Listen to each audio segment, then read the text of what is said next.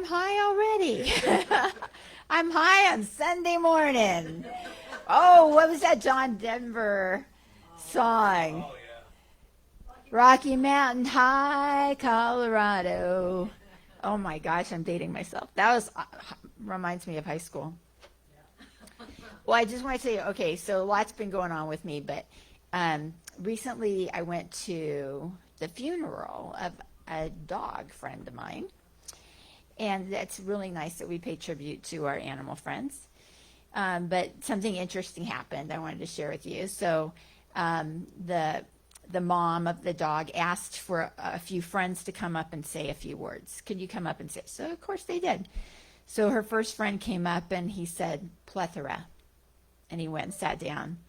And the mom says, thank you. That means a lot. And the next friend came up and said, earth. And sat down. She said, thank you. That means the world. And the next person came up and said, water hole. And she said, thank you. I know you meant well. And the next friend comes up and says, totality. She said, oh, thank you. That means everything. And the next person says, underestimate. And she said, thank you. That means more than you know. And the next person says, bargain. She says, thank you. That means a great deal. That's great. Okay, I got that on Instagram, okay, but yeah, I didn't really go to it, but I laughed so much, so we all need it to start the day with a laugh. So when I think of getting higher, I think of this image that I saw at the Bhagavad Gita Museum in Culver City. And this is illustrating one of the chapters in the Gita where there's a staircase. And the staircase goes up to this beautiful palace that could be like representative of heaven, like all our wishes come true, and then down to where there's like demons and hell and everything, right? So the imagery is when we have choices to make in life, we need to ask ourselves, is this bringing me higher or is this bringing me lower? Is this taking me closer to my goal, or is it bringing me further away from my goal? And what's the goal? The real goal for all of us is not the material things, as we've learned, as we've gone through this life up to this point and found that the material things in life don't make us happy. The only thing that makes us happy, true happiness, is our connection to God. It's understanding that divinity within each of us. So whatever decisions you make, is it bringing you closer to your connection with God, to your relationship with God, or is it taking you away from that? And how do we do that? Well, there's a word in Sanskrit called sadhana. Sadhana is our practice, our everyday practice. And I just got back from a Vedanta retreat that was in a Silmar. I think you guys are familiar with Silmar because Science of Mind does their annual retreats there all the time. And I'm hoping we're going to make our Vedanta retreat an annual retreat because it was amazing. And the whole theme was sadhana. So we had like 4 different speakers from all over the world. One was from India, one was from France, one was from New York, and one was from Boston. And they came here to speak with us, giving different perspectives on our spiritual practices. And it was really interesting because when you think about practice, it really comes down to what do we do every single day. And what we always came back to, and what is the theme, I think, of Vedanta more than anything, and also the theme of Science and Mind, is that you don't have to have a spiritual life and a secular life, work during the week, go to church on Sunday. Everything you do can be spiritualized. Everything you do. Washing the dishes can be a prayer. you know, everything you do, cleaning the house, talking to a friend, going to work, helping out, coming to church, even driving in your car can be a spiritual practice. Can you stay in that connection with the divine? Can you feel that even when you're in traffic and you're sitting on the 101 going, get me out of here? You can. You totally can. So one way that we can gauge where we're at in our practice is understanding our tendencies. And in Sanskrit, this is called the gunas. So chapter 14 of the Bhagavad Gita, and you guys should all have my books on divine, right? Yeah. I got to bring more to the bookstore because chapter 14 is where Krishna explains to Arjuna all the gunas, and he explains your tendencies. So because we're humans, because we're in this body form, because we have a mind and a body, we have human tendencies. And sometimes these human tendencies can help us, and sometimes they cannot help us. They can hinder us. Those three are tamas, rajas, and sattva. Tamas, the human tendency of tamas, is heavy and slow. It's when we get unmotivated, when we get lazy, when we like the status quo, when we don't want to do anything, when we want to be that couch potato, when we're binging Netflix. That's tamas, and we're in the tamasic state. And there are times when that is okay. When we're feeling sick and we need to rest, it's okay to allow that to come in. But how do we get out of that tamasic state where we feel stuck? You know, we're unmotivated, we're stuck. How do we get out of that? Well, it's like a staircase. From tamas, you go to rajas. Rajas is the state of activity. But with rajas, it's almost hyperactivity. It's like too much. It's that when you're like a workaholic, when you can't stop, when you exercise too much, when you do anything too much, when you get agitated, when you get angry, it's like there's, you know, instead of the opposite heaviness, this is the boom, boom, boom, boom, boom, boom, boom, boom, boom, right? But the only way to get out of tamas is to go to rajas first. And then from rajas, we can go to sattva. And sattva is more what in Buddhism we would call the middle path. That's where you get balanced.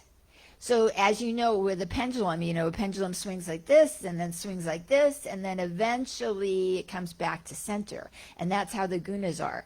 You might go like this and then come back, and then you get to sattva. Sattva is the state of balance. Sattva is the state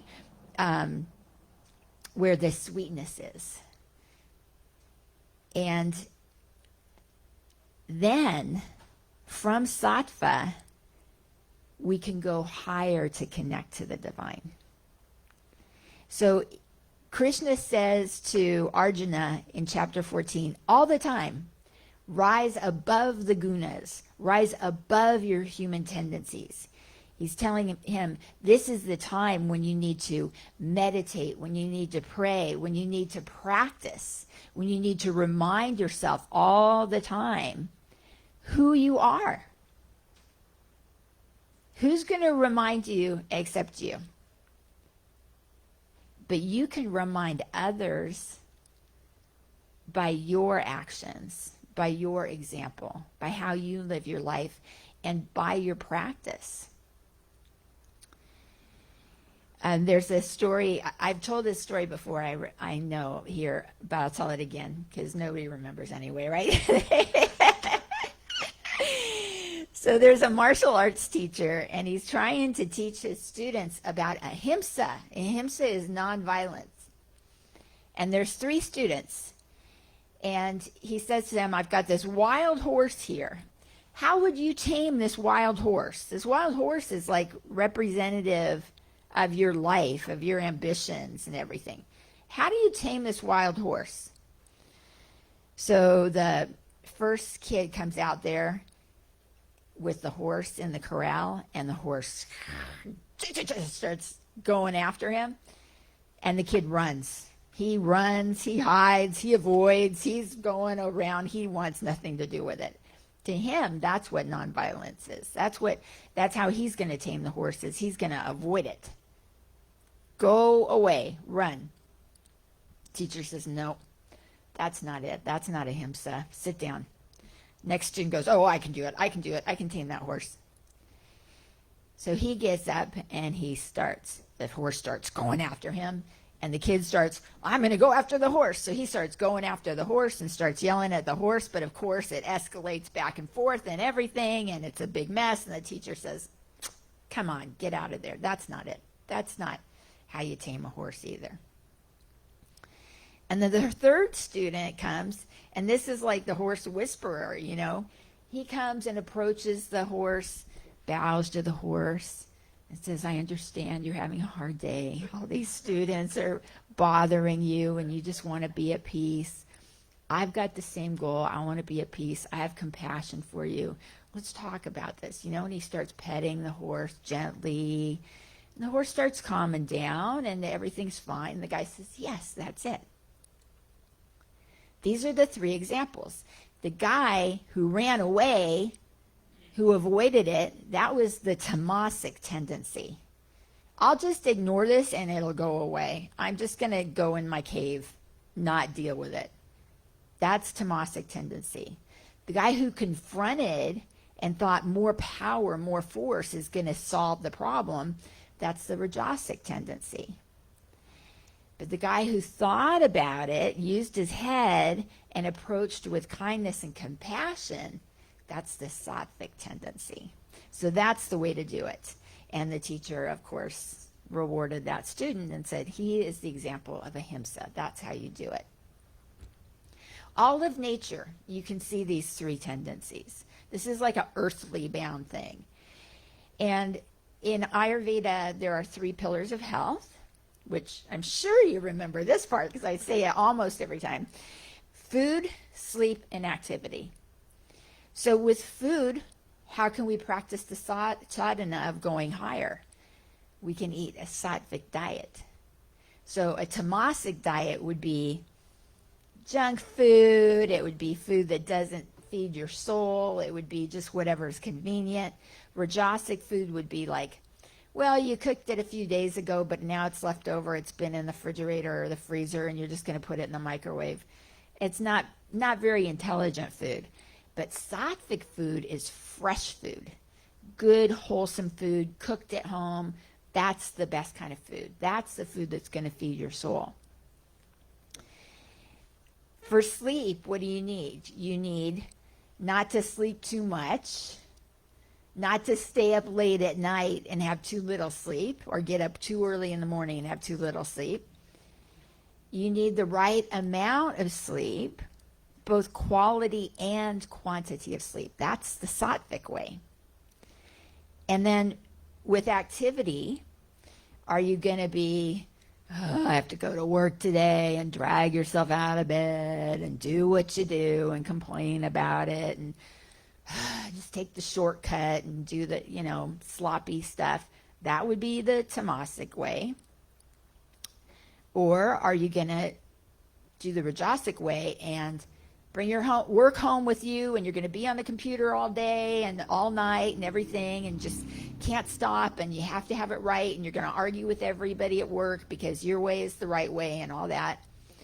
Or are you going to do your work, your karma yoga, as a service to God? Know that your hands are God's hands, that God is working through you as you. That's the way to do it. That's working the sattvic way. And then to go beyond sattva, what do? Meditate. You meditate. And in that peace, you go beyond and feel your connection to the divine. And you can do other things too. You can be petting your animal, your pet. You can be gardening. You can be outdoors in nature. You can be right now soaking up the sun. We have this beautiful solstice. We're in solstice time right now. And just honoring the sun and thanking God for the vitamin D on our skin, letting that sun nourish our soul. The sun actually gives us energy. And that energy feeds our auric field. And our auric field is what we project out into the world. So, you know how it is. When someone smiles at you, you can't help but smile back, right? When someone tells you you look good, you're like, well, wow, thanks, because that's not the kind of thing we hear every day, Mostly people are just passing by, strangers in the mall. I was in the mall Friday with my mom, and most of the time people were just, going about their thing and not paying attention to us at all. But, someone said to my mom, "Oh, I like your outfit." And she was like, "Oh, they like my outfit." It was like so nice. It was so nice. So we need to look at what are we doing to keep our auric field bright. What keeps it bright? Love keeps it bright. Joy keeps it bright. Relationships, friends, good food, all the sattvic stuff. But the fear, the jealousy, the doubt that we let trickle into our brain, that darkens our auric field. That takes us away from spirit. We need to have faith all the time. We need to embrace all the qualities of the divine that we know are there. So what are we waiting for? We need to do this now, right? We need to do this every single day. But a lot of times we postpone. We say, "Oh, I'll meditate tomorrow. Oh, today's not a good day. It's too noisy outside. Oh, today's not a good day. My knee's kind of hurting," or whatever. There's a million excuses. But when you do it every single day, you start really seeing the benefits. So there's this other Instagram video I watched, and I thought this totally applies. And there's this chef. She's a home chef, but she took a cooking class in Italy. And she loves to make pasta. So everybody here's made pasta, right? We know how to make spaghetti. You boil the water, you put the noodles in, you wait till they're good, and then that's it, right? Well, guess what? This is going to rock your world. You don't have to wait for the water to boil. She was in Italy at this cooking class with this master chef, Italian master chef. And the chef said, "Make some pasta." She's like, "Great." So she put the water on to boil, and she's waiting. And the chef goes, "What are you waiting for?" She says, "I'm waiting for the water to boil." The chef said, "No, you don't have to wait for the water to boil. Just put the pasta in. By the time the water boils, it's pretty much cooked." It's like, what? How much time I've wasted in my life waiting for the water to boil. So I tried it. And it works. It works, okay? So we don't need to be waiting for anything. We need to act as if. What is the point of not waiting?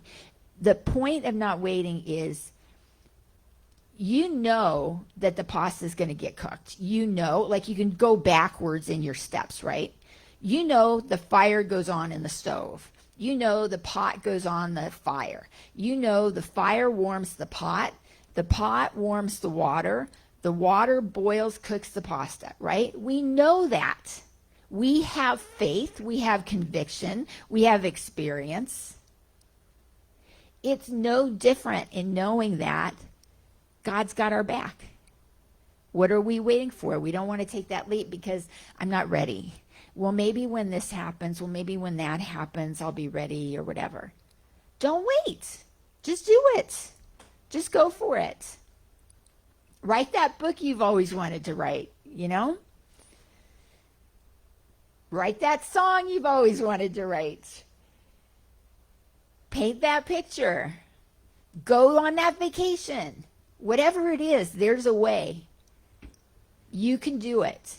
You can do it, and there's no reason to wait.